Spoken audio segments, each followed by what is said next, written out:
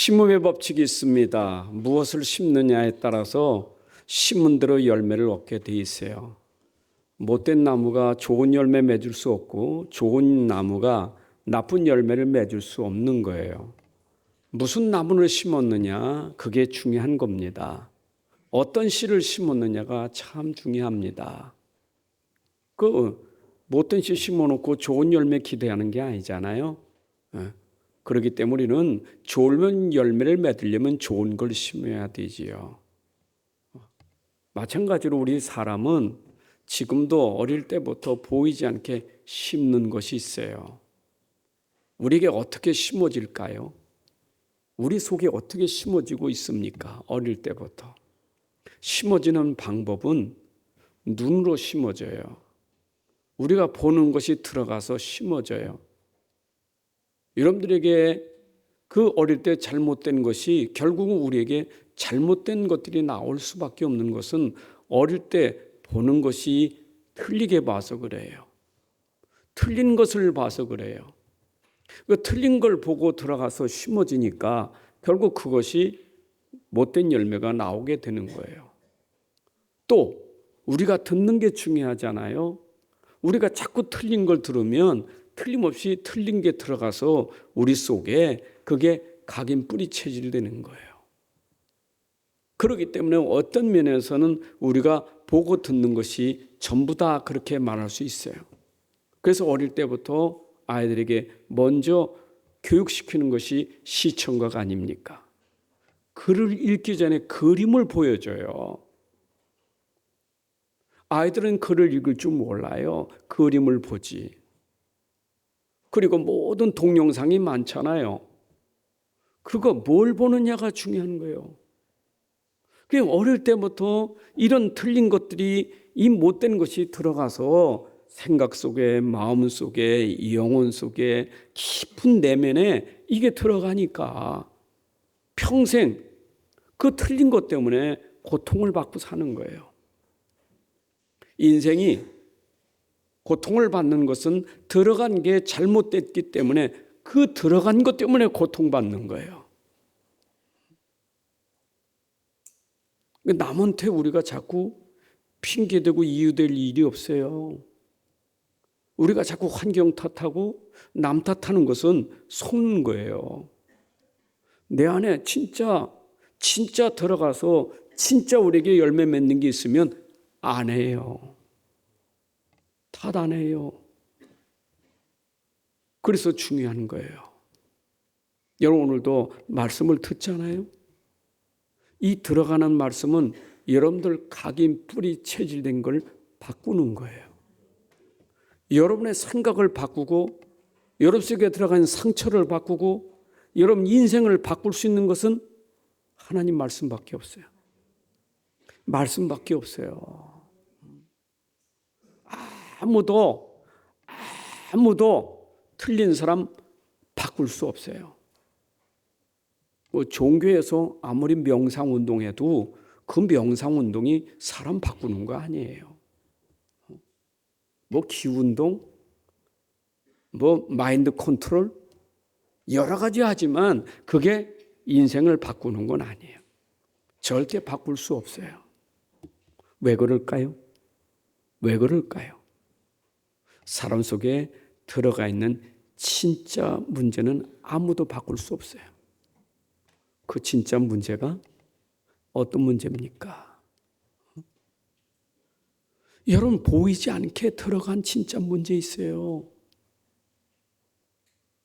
보이지 않게 들어간 문제가 있다니까.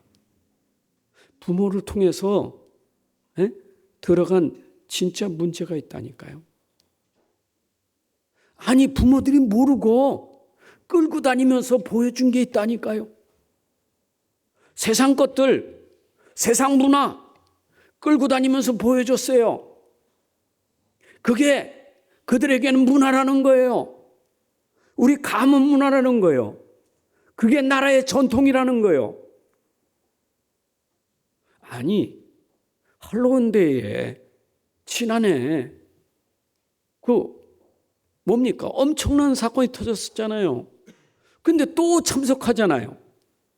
몰라요. 그게 뭔지. 그 문화가 뭔지 몰라요. 끌고 다녀요. 어른들이 끌고 다녀요. 자녀들이 가면 부추겨요. 모른다니까, 문화를.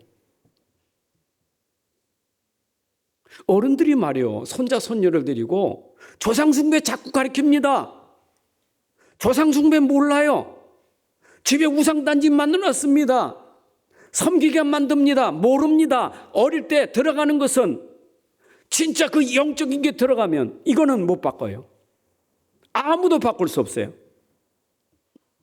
사람이 실패하는 것이 지식이 없어 실패하는 게 아니에요. 못 배워서 실패하는 게 아니에요. 그걸 모르고요. 사람들은 못 배워서 배우려고 애를 쓰지. 뭔가 내가 기술이 있고 기능이 있으면 밥 먹고 살 것처럼 그게 전부인 줄 알지요. 여러분 보세요. 부모들이 어떻게 자녀 교육하는가. 열심히 교육 안 시킵니까? 열심히 공부 안 시킵니까? 유학까지 보내지 않습니까? 사람들이 진짜 중요한 걸 몰라요. 성경밖에 없어요. 여러분 성경에서 알아야 돼요. 지금 성경 펴놓고 그거 얘기하는 거예요. 우리 현장이요. 지금 우리 현장 있잖아요. 현장. 물론 나도 현장이에요. 그러니까 내가 있는 현장이 있잖아요. 나를 비롯해서 우리 가족들이 현장이에요. 현장 그러면 건물만 말하는 게 아닙니다. 건물 속에 사람이 중요한 거예요. 사람을 말하는 것이지 현장 그러면 수원역전, 어디 시장? 시장이 역전이 무슨 상관이 있어요? 거기 있는 사람이 중요한 거예요. 우리 집, 아파트 좋은 집? 그 집이 중요한 게 아니에요. 거기 살고 있는 사람이 중요한 거예요. 그게 현장이에요. 현장 보세요. 우리가 지금 현장에 진짜 필요한 게 뭡니까? 현장에 진짜 필요한 게 뭡니까? 여러분 교회까지 오셔가지고 교회까지 오셔서 지금 여러분들 현장을 가지고 오신 거 아닙니까? 나도 현장이고 여러분 가정의 현장, 가문 현장, 여러분 지역 현장을 가지고 나오지 않았습니까? 아니 그 현장에 지금 사람이 여러분 속에 있지 않습니까? 아니 여기 앉았지만 여러분 현장에 사람이 지금 여기 있잖아요. 여러분 현장 속에 지금 사람이 있잖아요. 그렇잖아요. 내 가족이 있잖아요 지금. 내 형제들이 있잖아요. 무엇이 보입니까? 안 보이니까. 진짜 안 보이니까. 현장에 진짜 안 보이니까. 자꾸 틀린 소리 하는 거예요. 성경은 전혀 관심도 없어. 성경은 맞지도 않는 거예요. 이거는 필요 없어요. 그러니까 내 속에 지금 사람 놓고 내 속에 지금 가족 놓고 내 속에 형제 놓고 성경 덮어놓고 자꾸 틀린 소리 하는 거예요. 여러분 성경이 아니면 틀린 소리예요. 그러니까 자꾸 지금 성경도 없고 말씀도 없는 사람이 현장에서 자꾸 부딪히니까 상처는 점점 더 하고 문제는 점점 더 하고 그러니까 피차가 무너지는 거예요. 뭘 몰라요 현장에? 뭘 몰라요? 영적은 모르잖아요. 왜 무너져요? 왜 무너져요? 돈입니까? 사람입니까? 환경입니까? 속지 마세요. 지금 여러분 가정에 있는 영적 상태 때문에 무너지는 거예요. 지난주 메시지 여러분 추석 지나고 우리 우상 숭배하는 현장 종교 현장 보고 오셨잖아요. 우리의 과제가 뭡니까? 여러분 과제가 뭐예요? 우리 집 잘 사는 거? 우리 집 부자 되는 거? 내 자녀 출세되는 거? 속지 마세요. 그게 전부라면 교회 올 필요 없어요. 뭐로 교회 옵니까? 밖에 더 좋은 책도 많고 좋은 그런 교수도 많고 좋은 분도 얼마나 많은데 좋은 게 얼마나 좋습니까? 사람들이 몰라요. 추석을 지나면서도 그거 몰라요. 아니 우리 집에도 몰라요. 제가 늘 기도할 때 마음이 안타까운 게, 정말 안타까운 게, 이야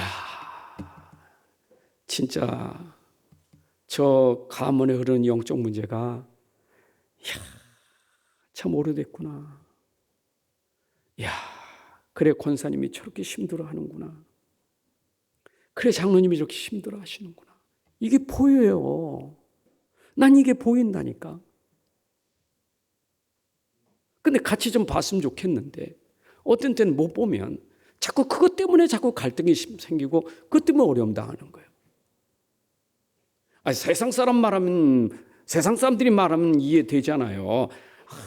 나 우리 집에 애들 때문에, 우리 남편 아내 때문에, 우리 집은 경제 때문에. 이해되지요, 세상 사람은. 그 세상 사람이요. 여러분 성경을 가지고 보니까 그게 아니에요.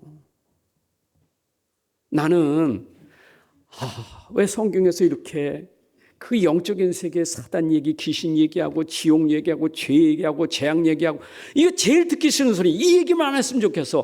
왜 교회가 자꾸 사람이 떠나느냐. 제발 지옥 얘기하지 말고, 제발 지옥 얘기하지 말고, 제발 사탄 귀신 얘기하지 말고, 우상 얘기하지 말고. 좋은 얘기도 얼마나 많은데 왜 그 얘기를 하느냐고. 안타까워요. 나도 그랬어요. 나도 설교할 때 몰라서 좋은 얘기 얼마나 많아요. 근데 그게 아니에요. 지금 여러분 가정에 시급한 거는요, 그 영적 상태를 점검하셔야 돼요. 지금 영적 문제가 무너져야 돼요. 하나님은 영으로 소통하시는 분이에요. 하나님은 영이신 하나님이에요. 영적인 게 문제됐는데 어떻게 하나님하고 소통됩니까? 영적 문제가 뭐예요? 하나님과 소통이 단절된 게 영적 문제 아니에요? 하나님과 관계가 안 되게 영적 문제 아닙니까? 아니 하나님과 영적으로 문제가 생겼는데 뭐가 돼요? 아니 잘 됩니까? 아니 하나님 없어도 잘 됩니까? 그게 복일까요? 어쩌면 하나님 없어서 안 되는 게 답이에요. 하나님 몰라서 자꾸 실패하는 게 답이에요. 그게 답이에요. 오해하지 마세요. 교회는 뭐 그런 하나님이 뭐 여러분들 망하게 만들고 실패하게 만드는 하나님입니까? 하나님은 여러분들 축복하시길 원해요. 하나님은 하나님 그래요. 나하고 소통하자. 나하고 좀 통하자. 그래서 내가 너에게 성경 주지 않느냐. 성경은 곧 내 얘기요. 이게 성경의 내 얘기요. 그럼 나하고 소통하는 길은 성경 이거 봐야 돼. 이 말씀을 들어야 돼. 그럼 너하고 나하고 말씀만 소통되면 내가 너에게 다 줄 거예요. 그게 신명기 28장 아닙니까? 하나님 말씀 소통하면 들어가도 나가도 떡반죽 그릇도 광주래도 밭에도 들에도 모든 게 다 하나님 건데. 자, 그런데 여러분들이 이렇게 얘기할 때, 얘기할 때도 이 얘기가 여러분들에게 전달될 때 그냥 말도 안 되는 소리 하는 게 아니잖아요. 여러분들이 경찰서 가서 문제 생겼을 때 조서를 꾸며도 잘 써야 돼요. 그냥 말도 안 되는 소리 하면 안 돼요. 거기에는 반드시 육하원칙이 있어요. 반드시 육하원칙이 있어요. 여러분 책도 육하원칙이, 성경책이 그냥 책이 육하원칙이 있어요. 여기요. 육하원칙이. 성경 육하원칙이 있다니까요. 여러분 모든 책에 육하원칙이 있어요. 모든 행정서류는 다 육하원칙이 있는 거예요. 인간이 사는 세상은요, 육하원칙이 있는 거예요. 질문이 있단 말이에요. 질문이. 그럼 성경 보고 질문을 해야 될 거 아니에요. 왜? 무엇 때문에? 이유가 뭐고? 성경은 질문하고 답을 찾는 거예요. 아니, 아담에게 하나님 말씀 줄 때도 아담아, 네가 어디 있느냐? 질문했다니까. 너 왜 숨었냐? 질문했다니까. 하나님은 질문하고 답 주는 거예요. 여긴 질문하고 답 주는 거예요. 내가 문제 왔을 때 왜 나에게 문제가 있습니까? 왜 이 문제가 있는 겁니까? 현장은 분명히 질문이 있어요. 저는 현장에 진짜 중요한 게 있는데, 여러분, 현장에 질문이 있으면 현장에 답이 있어요. 왜 문제가 있어요? 내가 그 문제에 답을 줄게. 여러분, 현장에는 문제가 많아요. 문제 현장입니다. 나 문제 가지고 왔어요. 여러분, 문제 있는 사람이야, 나. 난 문제 있는 사람이고 나는 문제를 가지고 나왔어요. 우리 가족 문제, 내 사업 문제, 내 환경 문제, 모든 문제 가지고 나왔어요. 그랬더니 하나님 문제 속에 말씀하시기를 내가 너에게 문제에게는 답 줄게.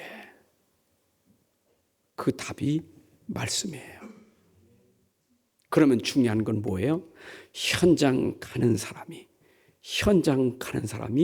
누구냐가 중요한 거예요. 여러분, 지금 우리는 현장에서 왔잖아요. 여러분, 현장에서 왔잖아요. 가정 현장에서 왔고, 직장 현장에서 왔고, 학교 현장에서 왔잖아요. 그 속에서 있다가 왔잖아요. 그럼 여러분들은 답을 가지고 여기 와서 현장에 답을 찾았으니 그 답을 가지고 현장에 답을 주는 사람이에요. 이 현장에 누가 일을 하느냐, 누가 사역하느냐, 누가 지금 하느냐가 참 중요한 거예요. 성경은 그래요. 누가 하느냐. 그래서 예수님은 현장에 이 중요한 사역을 위해서 누가 할 것이냐? 하나님이 제자를 부르신 거예요. 내가 너희를 불렀어. 그리고 내가 너에게 답을 줬으니 가서 답을 말해야 돼. 그게 제자들이에요. 마가복음 3장 13절 15절에 또 산에 오르사 자기가 원하는 자들을 부르시니 나온지라.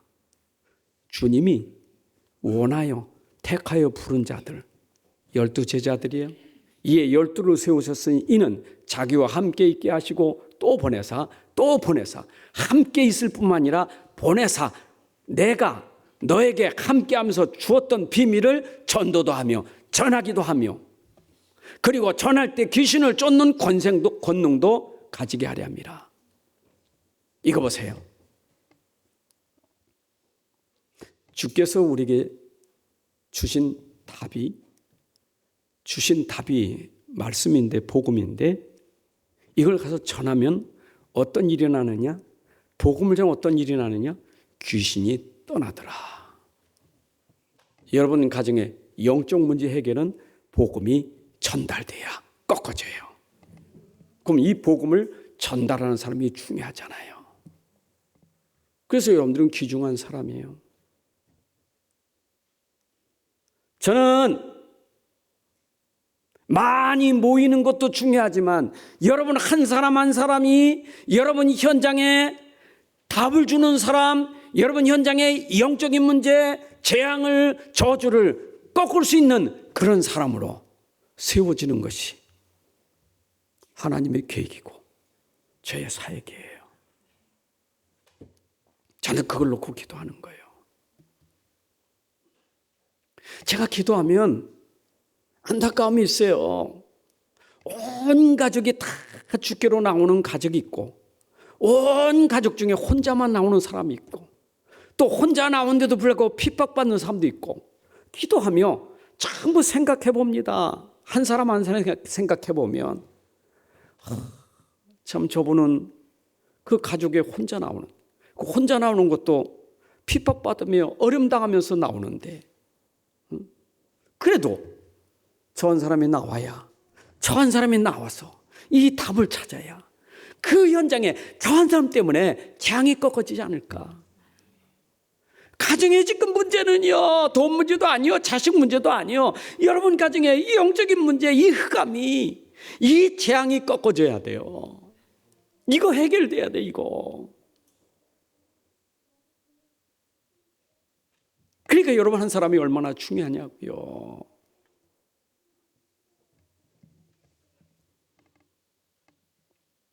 그래서 여러분들에게 하나님이, 사역자에게, 일하는 사람에게 하나님이 내용을 줬잖아요. 사역하라고 내용을 줬잖아요. 살리라고 내용 줬잖아요. 여러분 가정 살리라고 주셨잖아요. 내용이 있잖아요. 여러분들 그 내용을 가지고 있잖아요. 여러분 현장 살리는 내용, 진짜 내용 뭐예요? 뭐가 내용입니까? 여러분 내용이 뭡니까? 여러분 속이 뭐냐고요? 여러분 속의 가치가 뭡니까? 사람이 내용이 있어야지. 내용도 없는 껍데기만 멋있으면 그게 무슨 의미가 있습니까? 껍데기는 멋있게 생기고 껍데기는 뭔가 치장을 잘했는데 내용이 없으면 가치 없는 거예요.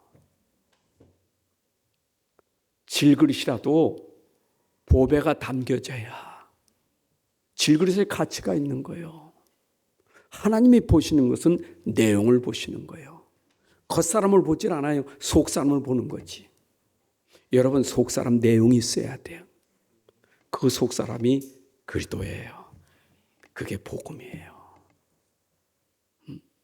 여러분 속에 내 안에 내가 아니라 내 안에 속사람은 그리스도예요. 여러분 내용이 그리스도가 돼야 돼요. 갈라디아 2장 10절이잖아요. 이제는 내가 사는 게 아니라고.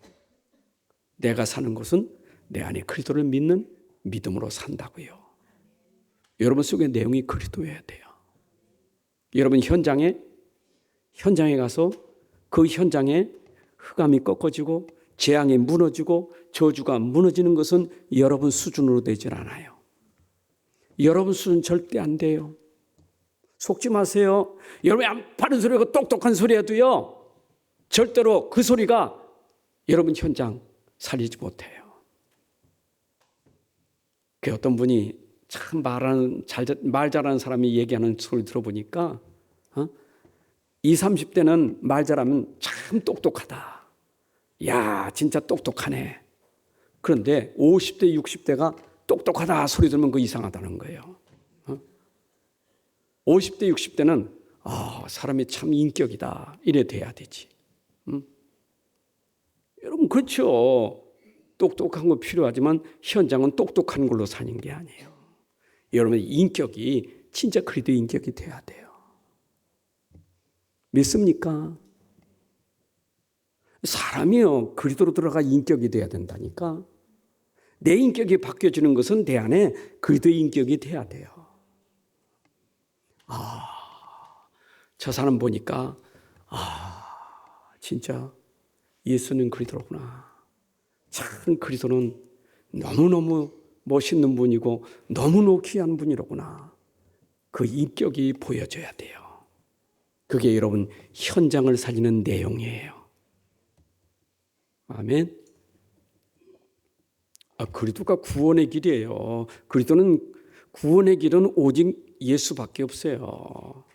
여러분 마태복음 16장 16절에 베드로가 주는 그리스도시요 살아계신 하나님의 아들 당신은 그리스도시요 하나님의 아들이라고 누가 예수님은 그리스도고 하나님의 아들이라고 말했지만 그분이 여러분 현장을 치유하고 회복하는 오직임을 몰랐기 때문에 변화산에서 엉뚱한 소리 하는 거예요.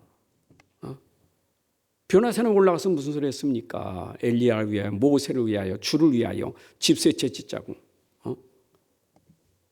엘리야 모세 다 훌륭한 분입니다. 그런데 예수님 보여주는 것은 훌륭한 사람 보여주려고 얘기한 거 아니에요 지금.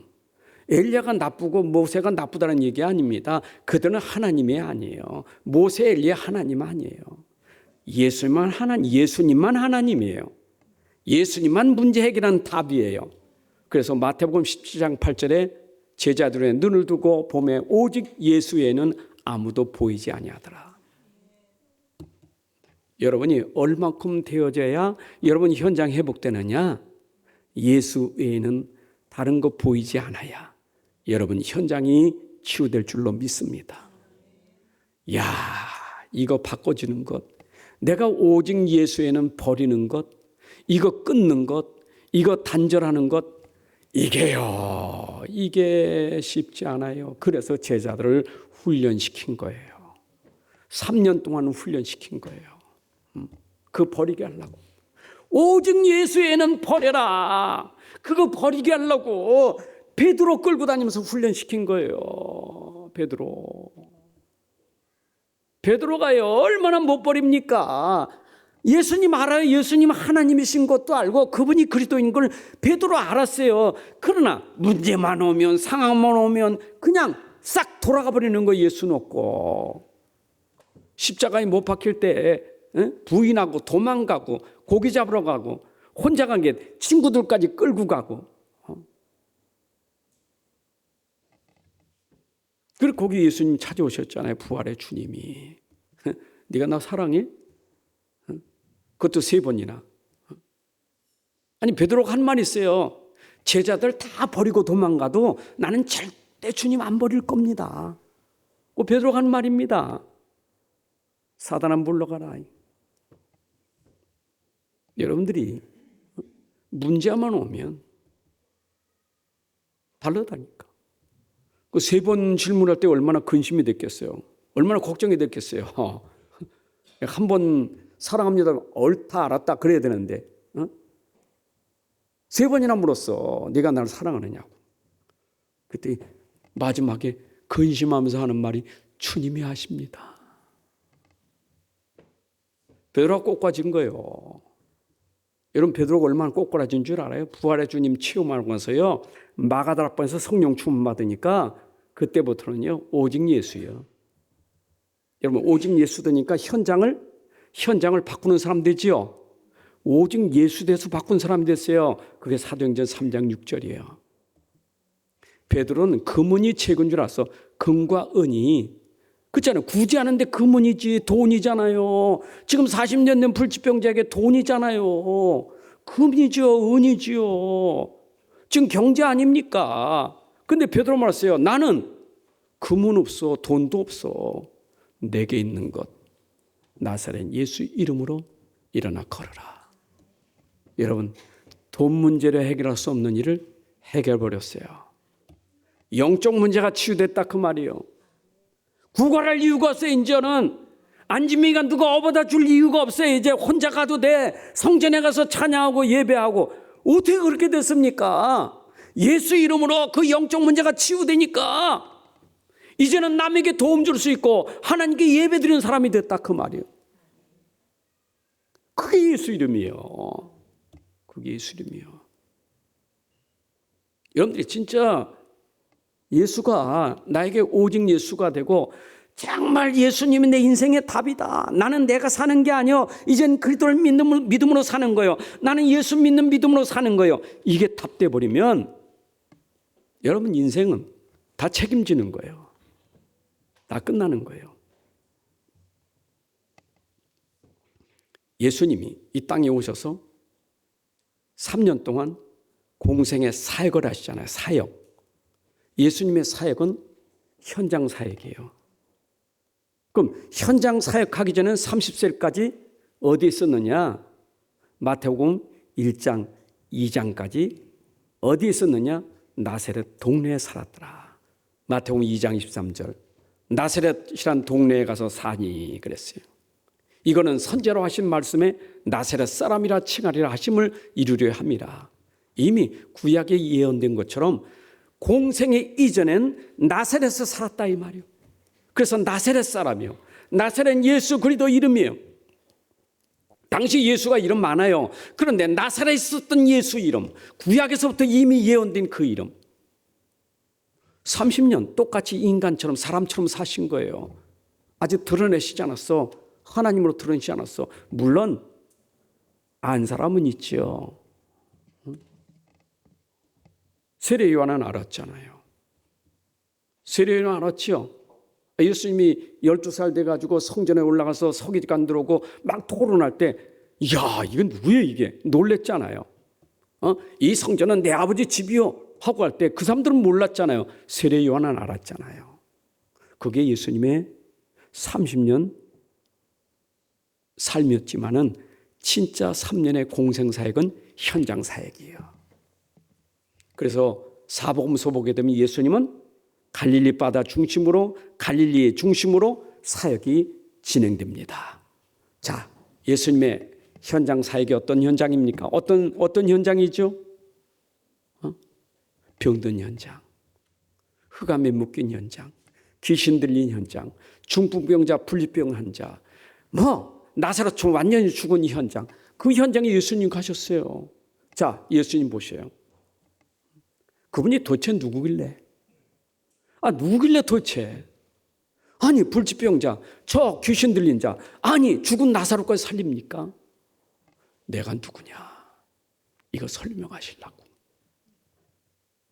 그래서 예수님의 공생의 사역은 현장에서 당신이 그리스도고 하나님의 아들이심을 답으로 설명하는 거예요. 현장에 있는 사람은 답을 찾아야 돼요. 아니, 병만 고쳐주는 사람입니까? 그럼 병자만 고치러 다니는 예수님입니까? 아니요, 그건 한 부분이요. 인생이 가진 모든 문제 해결하는 답은 그리스도 예수시다. 그게 바로 예수님이 공생의 사역에서 보여주신 답이에요. 여러분, 답 찾으셔야 돼. 이제 현장에 해결하는 답은 그리스도밖에 없어요. 믿습니까? 현장에 문제 해결하는 답은 그리스도밖에 없어요. 그게 아까 베드로가 현장에서 나사렛 예수 이름으로 현장에 답을 주니까 문제가 해결되잖아요. 여러분 가정에 문제 해결되는 길은 답 그리스도밖에 없어요. 그런데 이 답을 놓치면 어떻게 됩니까? 답 붙잡고 싸워야지. 무슨 싸움이요? 영적 싸움이지. 왜 육신 싸움 싸워요? 사단은 여러분들 속에서 육신 싸움 싸우라는 거지. 나의 싸움은 육신 싸움 아니에요. 영적 싸움이지. 사단과의 싸움이에요 지금. 저 악한 영과의 싸움이요. 지금 영적 문제고 싸움이에요. 우리 가족들이 안 보입니까? 저는 기도할 때마다 우리 성도들을 가족을 놓고 기도할 때 육신 문제보다 더 중요한 것은 우리 성도들이 영적인 힘을 얻어야 돼.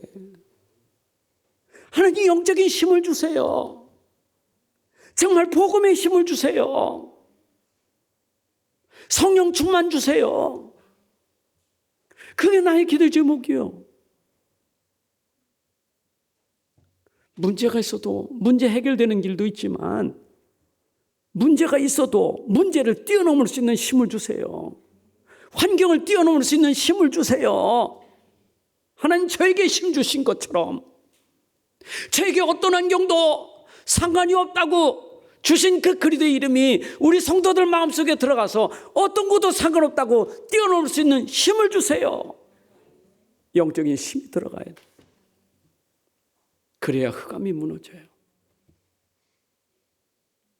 여러분, 예수님 공생 사역하기 전에 준비한 사람이 있어요. 그 준비한 사람이 누구냐? 세례 요한이에요. 그게 우리 마태복음 3장에서 여러분들에게 설명됐잖아요. 예수님 오시기 전에 예수님이 오심을 준비한 사람이 누구냐? 세례 요한이에요.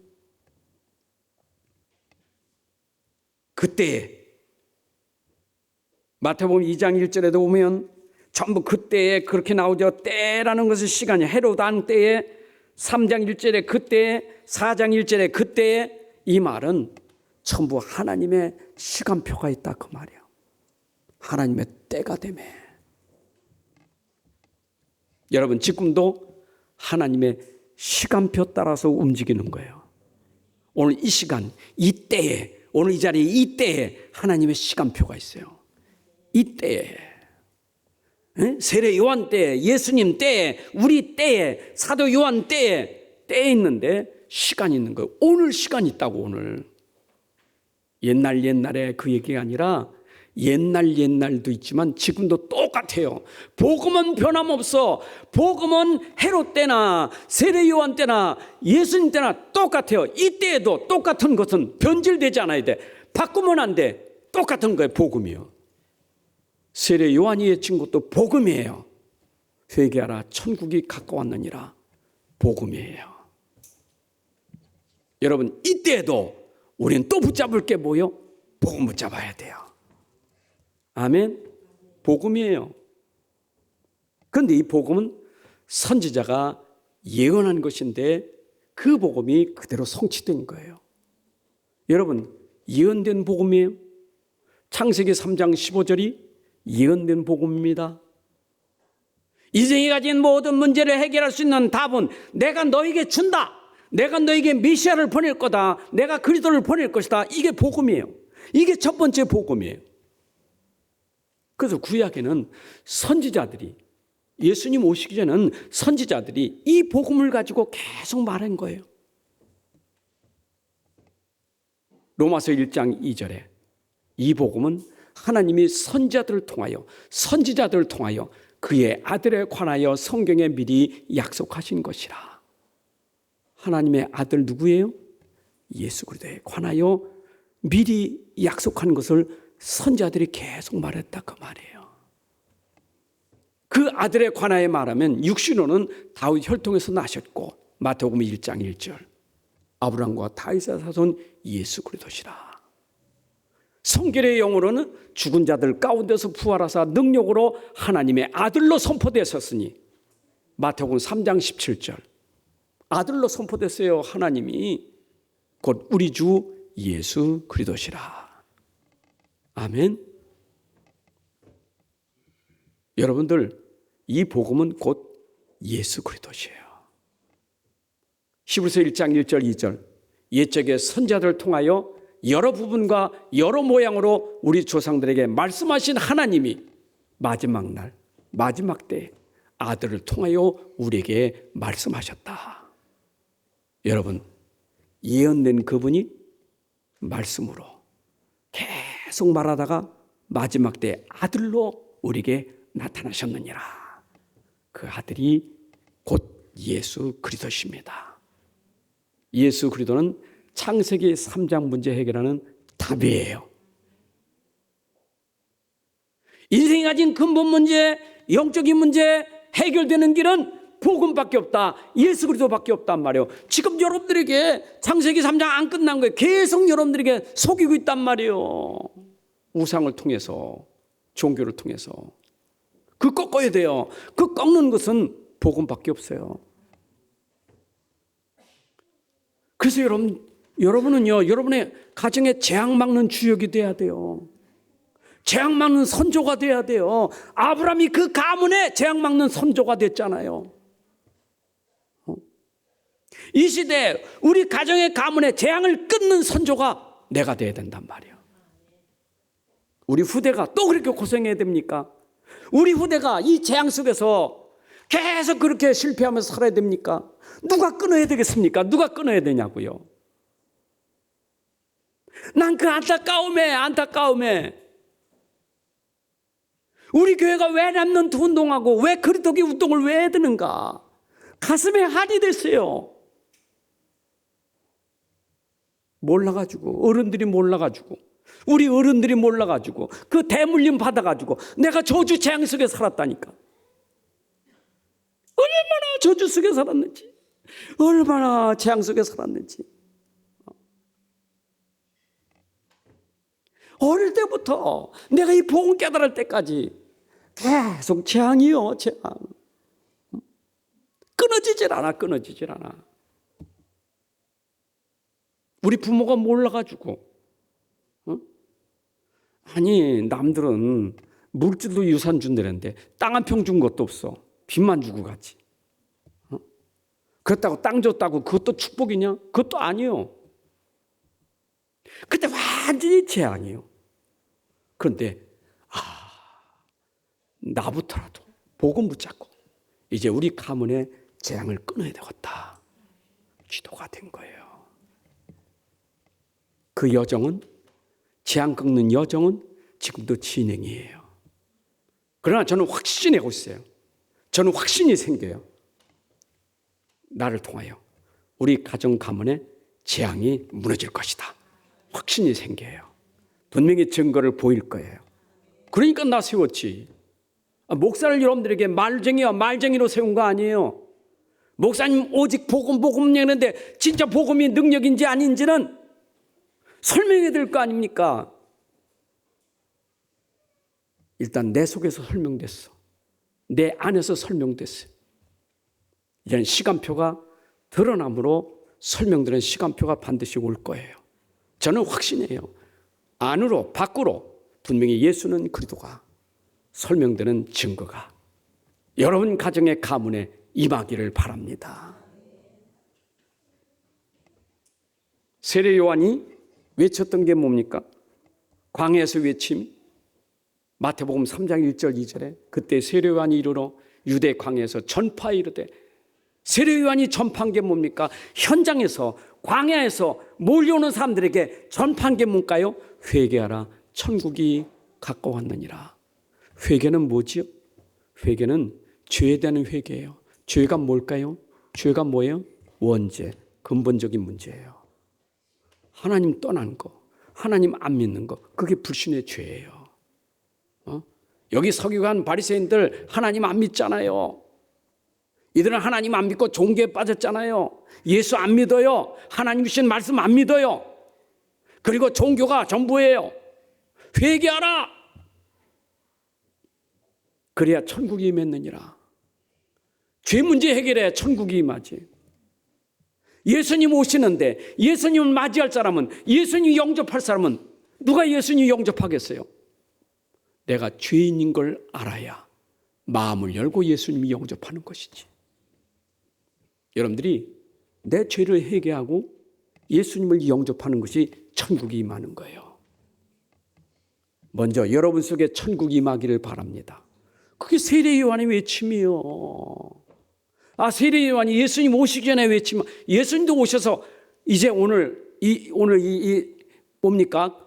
이 마귀에게 시험 들어가지고 여기서 이기시고 나가셔서 첫 번째 외침이 바로 세례 요한이 외침이 똑같은 거예요. 회개하라, 천국이 가까웠느니라. 여러분들이 죄 문제 해결해야 하나님 나라가 임한 줄로 믿습니다. 그래서 죄 문제 해결은 그리스도밖에 없어요. 그래서 그리스도 하나님 나라예요. 여러분 속에 그리스도가 들어가야 하나님 나라가 임하는 거예요. 왜냐? 그리스도는 통치자이기 때문에. 여러분 그리스도가 통치하면 흑암이 무너지고 하나님 나라가 임하게 되는 거예요. 여러분 속에서부터 하나님 나라가 임해야 돼요. 우리는요 그리스도를 놓치고 전부 무엇이 통치했습니까? 사단의 통치받고 세상의 통치받고 나 통치, 육신 통치받고 살았단 말이에요. 이제는 필요 없어. 내 안에 그리스도가 나의 통치자가 되면 돼. 나의 주, 나의 하나님 되면 돼. 그러면 여러분 속에 하나님 나라가 임하게 되는 거예요. 그래서 예수님이 갈릴리로부터 요단강에 이르러 세례 요한에게 세례를 받게 되는 일이 나오지요. 여러분 그래서 요한은 세례 요한이라고 불러요. 왜냐? 요한은 회개하고 세례를 주었기 때문에 세례 요한. 누가 세례 받습니까? 누가 세례 받아요? 죄 씻음을 받은 자에게 그 표징으로 세례를 주는 거예요. 물로 씻었다 그 말이에요. 세례는 물로 씻었다. 내 죄를 씻었다. 그게 세례예요. 그래서 너희가 세례 받아야 돼. 왜냐? 그 세례가 씻어내는 것이다. 나는 물론 너희 죄를 씻지만 너희 죄는 성령으로 죄를 씻는 것이다. 표시가 물로 표시했지만 진짜 참 죄를 씻는 것은 성령 세례 받아야 돼요. 그러니까 세례 요한은 그 사역이에요. 물을 뿌렸다, 물속에 잠겼다, 물을 이렇게 묻혔다. 그 의미가 죄를 씻는 의미가 있는 거예요.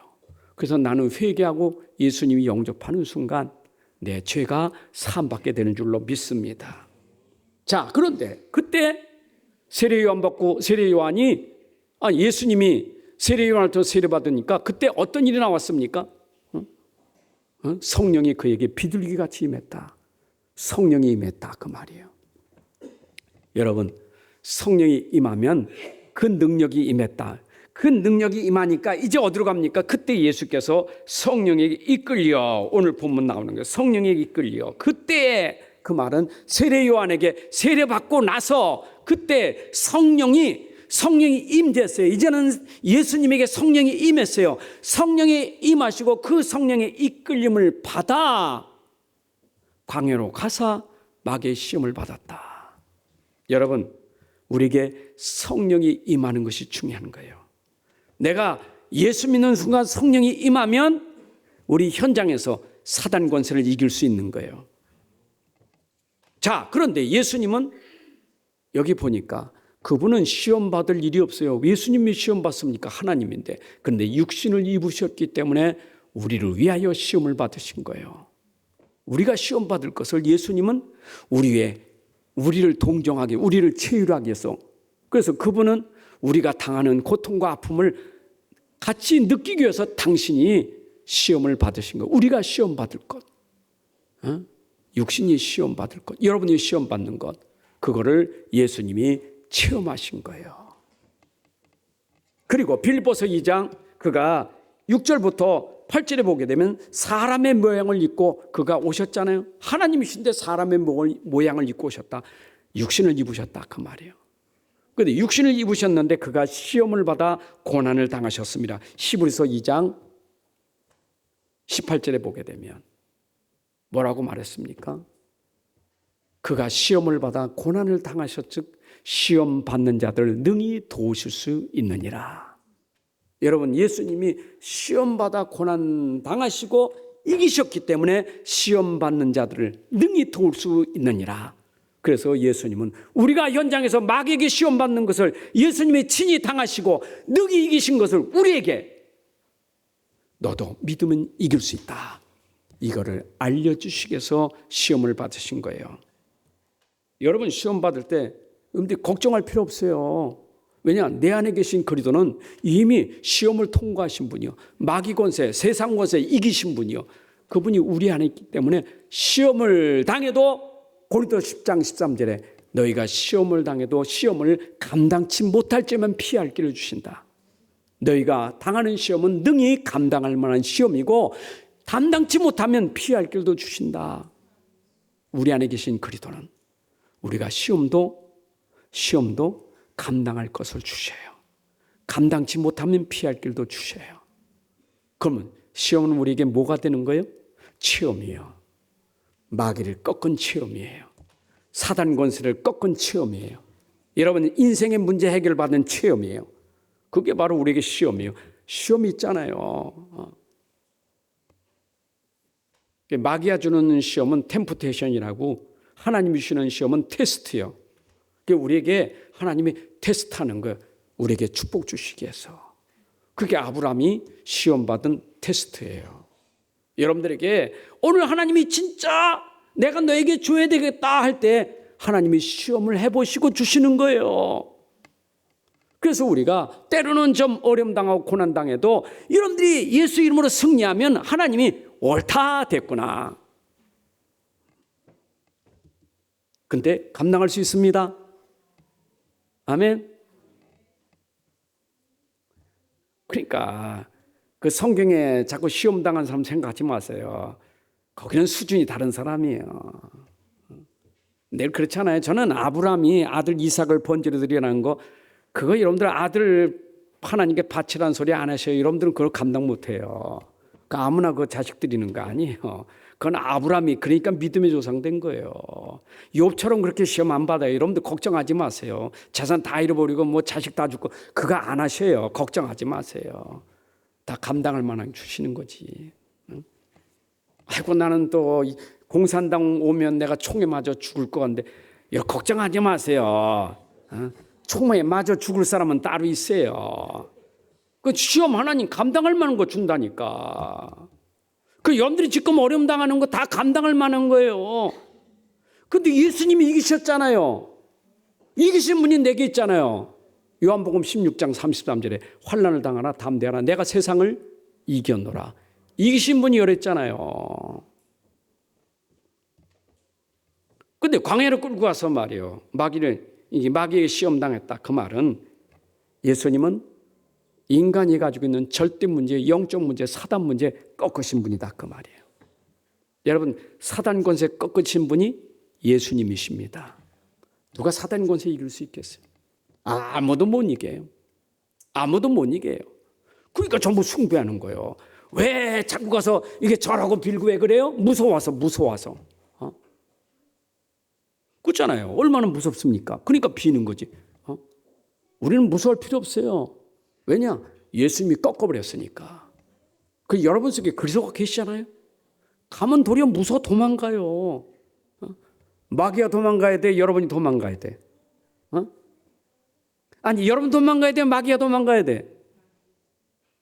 마귀 보고 무서워 도망가 버려. 그럼 뭔 영이 들어가서 마귀가 무서워 도망갑니까? 그거는 무당인들이나 무서워서 도망가요. 무당들은 무서워해요. 무당이 제일 무서워한 신이 하나님이에요. 제일 큰 신이요, 제일 큰 신. 그런 사람들 제일 큰 신 하나님이 여기 있잖아요. 아멘. 자, 그래서 여러분들에게 제가 서두에 얘기한 것처럼 여러분 가정에 흑암이 꺾어지면 돼요. 이사야 60장에 있는 것처럼 어둠과 흑암이 덮었는데 그거 꺾어지면 돼요. 그 꺾어지는 것은 빛밖에 없어요. 빛이신 그리스도밖에 없어요. 그 여러분 가정에 빛이 되라 그 말이에요. 난 빛의 자녀예요. 빛이 빛을 비춰야지. 빛이 빛의 정체성을 놓치면 어떻게 돼요? 빛이 빛이 돼야지. 그리스도가 그리스도 돼야지. 그게 오직이에요. 그리고 예수님은 사단과 싸우기 위해서 금식기도 했다. 광야에서 금식기도 40일 금식기도 하셨어. 아니, 하나님이 무슨 금식을 합니까? 인간의 육신의 몸을 입으신 그분이 육신들이 당하는 것을 동정하기 위해서 그가 금식기도로 이겼다 그 말이에요. 겟세마네 동산에서 예수님 기도할 때 어떻게 기도했어요? 여러분, 겟세마네 동산에 기도할 때 누가 보게 되면 예수님 기도할 때 하나님 내 원대로 마시고 아버지 원대로 되기를 원합니다. 그렇게 기도하는데 천사가 와서 힘을 주더라. 기도할 때 주의 사자가 보내서 힘을 주는 거예요. 그런데 얼만큼 기도했느냐? 44절에 누가복음 22장 44절에 보니까 예수께서 힘쓰고 해서 더욱 간절히 기도하시니 땀이 땅에 떨어지는 핏방울 같았더라. 여러분, 이만큼 예수님은 우리를 위하여 겟세마네 동산에 십자가 지시기 전에 땀이 핏방울 되는 것처럼 기도했다. 여러분, 십자가 지시는 것이 얼마나 고통인지 아십니까? 인간의 몸을 입었을 때요. 예수님이 지금 하나님이 아니요. 예수님은 지금 하나님이 아니라 그는 사람의 몸으로 십자가를 져야 돼요. 우리 인간을 위해 대신 죽으셔야 되기 때문에 인간의 모습으로 죽으셔야 된단 말이에요. 지금 하나님이 아니에요. 여러분 지금 십자가 앞에 놓고 지금 인간이 얼마나 고통스럽게 쓴 잔이 얼마나 힘들겠어요. 알잖아요. 십자가에 죽는 거. 하나님 할 수만 있으면 이 잔이 내게서 지나가기를 원합니다. 그러나 내 원대로 마시고 아버지 원대로 되기를 원합니다. 여러분, 그 십자가를 지시는 것이 고통, 고난, 찔림, 아픔 어마어마한 거예요. 여러분들 구원받은 거 공짜라고요? 내가 구원받은 거 공짜라고요? 구원은 선물이니까 공짜라고요? 공짜 이전에 주님이 값을 치르신 거예요. 십자가에서 값을 치르신 거예요. 여러분들은 공짜로 받았지만 주님은 값을 치르셨어요. 십자가에서. 그런데 지금 예수님이 마귀에게 시험 받으러 갈 때 기도해서 하나님의 힘을 얻지 않고는 이길 수가 없는 거예요. 다시 말씀드립니다. 여러분 가정에 사단을 꺾으려면 기도의 사람이 돼야 돼요. 기도의 사람 되시기 바랍니다. 기도의 사람 돼서 하나님이 힘을 주셔야 돼요. 자, 그러니까 오늘 4장 1절부터 4장 3절부터 11절에 사단의 공격이 이제는 말씀으로 이기시잖아요. 돌이 떡덩이가 되게 하라. 여러분, 물질 시험이요. 지금 얼마나 배고파요. 지금 먹고 싶게 얼마나 인간적으로 말해보세요. 40일 굶었는데 떡이 지금 밥이 얼마나 소중하겠어요 지금. 그러니까 돌 가지고 떡덩이가 되게 해서 먹어라. 시험하는 거예요. 너 하나님 능력 있잖아. 너 하나님 능력 돌도 떡되게 할 수 있잖아. 그게 마태복음 3장 9절에 속으로 아브라함이 우리 조상이라 생각하지 마라. 내가 너에게 노니 하나님이 능히 이 돌들로도 아브라함의 자손이 되게 하리라. 여러분, 예수님은 돌 가지고 떡덩이 되게 할 수 있어요. 그러나 마귀에게 절대 속지 않아요. 그래서 사람이 떡으로만 사는 게 아니다. 하나님 말씀으로 사느니라. 여러분, 떡보다 중요한 게 하나님 말씀이에요. 여러분 가정에 떡보다 중요한 게 하나님 말씀이에요. 말씀으로 이기시기 바랍니다. 경제보다, 이 축복보다 더 중요한 것은 하나님 말씀이에요. 말씀으로 이기셔야 돼. 자, 그 다음에 성전 꼭대기에 올라가서 뛰어내리라 명예심을 작동시키죠. 네가 만일 하나님의 아들이거든. 아니, 하나님의 아들 당했는데 네가 하나님의 아들이거든. 속이는 거죠. 네가 신자라면, 네가 하나님 자녀라면, 네가 그리스도인이라면, 그럼 그리스도인이면 네가 한번 뛰어내려봐. 한번 능력을 보여줘봐. 여러분들에게 속일 수 있어요. 사기꾼처럼. 그 이름 빌려가지고 사기처럼 속일 수 있어요. 하나님 말씀을 인용해가지고, 그것도 하나님 말씀 인용해가지고. 시편 119편 11절 말이니까 내가 주께 범죄하지 아니하려 주의 말씀을 내 마음에 두었나이다.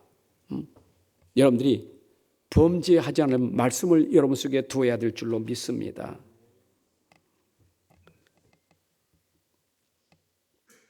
사실 시편 91편 11절의 말씀을 인용한 겁니다. 시편 91편 11절 12절, 창세기 3장 15절에 사단이 속이는 것, 그것을 말씀으로 이기셨어요. 그래서 신명기 6장 16절에 말씀을 또 인용하기를 주 너희 하나님을 시험하지 말라. 사단은 시편 91편 가지고 인용하여 떼어내려고 했지만 예수님은 신명기 6장 16절을 가지고 주 너희 하나님을 시험하지 말라. 여러분, 말씀으로 꺾으시기 바랍니다. 그리고 마지막에 뭐랬어요? 내게 경배하면 내가 네게 주리라. 사단에게 경배하면 사단이 네게 주리라. 뭘 줍니까? 천하를 정복할 수 있도록 준다. 모든 만물을 보여주면서 내게 절하면 모든 만물을 내가 네게 주겠다. 여러분, 만물이 하나님 거예요. 천지를 창조하신 하나님 거예요. 감히 지가 무슨 하나님 것을 줄 수 있습니까? 이 세상의 모든 것은 하나님 거예요. 하나님의 주권이에요. 여러분, 사람을 속지 마세요. 뭘 줍니까? 누가 우리를 줍니까? 여러분, 축복은 사람이 주는 게 아니에요. 하나님이 주시는 것이지. 속지 마세요. 여기저기서 내가 축복을 줄 거다, 내가 뭘 줄 거다, 내가 줄 테니까 나에게 경배해. 날 따라와. 예배 드리지 마. 나 따라와. 내가 줄게. 예배를 모르게 하는 거예요. 여러분들, 예배 속에 축복이 있어요. 예배 안 드리고 내가 줄게 하고 밖에서 부르면 가지 마세요. 여러분, 세상 건 다 하나님이 주시는 거예요. 불신자가 가진 돈도 하나님 거예요. 불신자 회장님, 사장님 가진 돈도 하나님 거예요. 그 사람이 주는 거 아니에요. 내가 네게 주리라. 여러분, 다 하나님 겁니다. 근데 누구에게 준다고요? 하나님을 경배하는 사람, 예배하는 사람이에요. 그래서 저는 예배 성공은 인생 성공. 여러분, 예배 축복받으면 모든 축복이 와요. 다시 말합니다. 여러분 가정이 예배 회복되는 가정 되기를 바랍니다. 여러분 가정에 재앙이 무너지고 흑암이 무너지려면 예배 회복돼야 돼요. 그게 하나님의 가장 중요한 비밀의 창세기 1장 27절 예배 회복이에요. 그러면 창세기 28장은 모든 것 정복하는 축복이 있는 거예요. 하나님 형상이 예배예요, 예배. 자, 결론입니다. 영적 세계의 실체 꼭 기억하세요. 우리 현장에 지금도 사람들이 영적으로 지금 다 죽어가고 병들어 있습니다. 이것을 통해서 사단은 공격하고 있습니다. 여러분, 병든 자 공격하고 약한 자 공격하고 여러분들 힘없을 때 공격하는 거예요. 우는 사자같이 두루다니며 삼킬 자를 찾느니라. 약한 자, 힘없는 자 공격합니다. 우리는 어떻게 해야 돼요? 이제 힘을 가져야 돼요. 그 힘이 뭐냐? 성령이에요. 성령 충만 받으세요. 성령의 인도를 받으세요. 여러분들이 성령 충만 받으면 그 힘으로 사단의 공격을 이길 수 있어요. 성령의 겁. 에베소 6장 12절의 말씀처럼 6장 17절에 성령의 검, 하나님의 말씀을 가지라. 여러분들이 하나님의 말씀이 검이에요. 성령이에요. 여러분 그 힘만 있다면 여러분들이 흑암을 꺾을 수 있어요. 다시 말씀드립니다. 지난주 설교고 연계시켜서 말씀드리는 거예요. 여러분 가정에 지금도 역사하고 있는 흑암 세력이, 귀신 세력이 이 재앙을 막을 수 있는 것은 오늘 본문에 있는 말씀만 이길 수 있어요. 말씀 붙잡으세요. 복음 붙잡으세요. 사단은 말씀 놓치게 하고 자꾸 숭배하게 만들어요. 말씀 놓치고 자꾸 자극시켜요. 내가 다 줄게 하면 속입니다. 절대 속지 마세요. 하나님이 주셔야 되는 거지 사람이 주는 게 아니에요. 속지 마세요. 하나님이 주시게 하려면 예배 성공해야 돼요. 창세기 13장 18절에 아브라함이 단을 쌓고 이삭이, 창세기 26장 12절 이하에 말씀 주시는 마지막에 이삭이 제단을 쌓았더라. 아브라함도 이삭도 예배 드릴 때 하나님의 축복이 분명히 임하게 된 걸 볼 수 있어요. 예배 성공하시기 바랍니다. 하나님 아버지 감사합니다. 오늘도 우리에게 귀한 시간을 통해서 말씀 주시고 말씀 듣게 하시니 감사합니다. 오늘 들려진 말씀이 우리 안에 진짜 들어가서 각인 뿌리 체질되게 하시고 이 말씀이 복음이 내 안에 완전 복음이 되게 오직 복음 되게 하셔서 어떤 것도 능히 이길 수 있도록 특히 사단 권세, 죄 권세, 재앙 권세를 꺾고 이길 수 있도록 힘을 주옵소서. 예수 그리스도의 이름으로 기도합나이다. 우리 주 예수 그리스도의 은혜와 아버지 하나님의 만극하신 사랑과 성령님의 내주 인도 역사 충만하심이 오늘 함께 예배하는 주의 백성들 머리 위에 가정과 산업 속의 후손들 위에 이제부터 영원까지 함께할지어다. 아멘.